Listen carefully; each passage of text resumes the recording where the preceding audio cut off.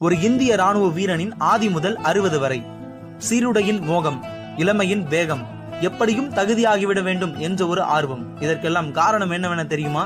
அரசு வேலையின் ஆர்வம், குடும்பத்தின் வறுமை, சீருடையின் கவர்ச்சி. பயிற்சி பற்றி பார்ப்போம்.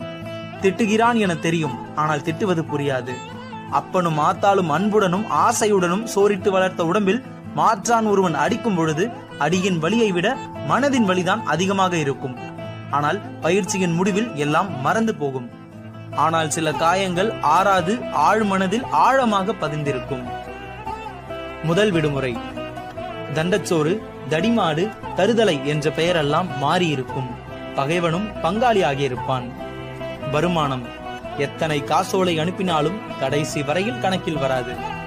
எல்லையில் ஓர் இரவேனும் உறங்க கிடைக்காதா என்ற ஒரு ஏக்கம். கர்ணனின் கவச குண்டலம் போல எங்களுக்கு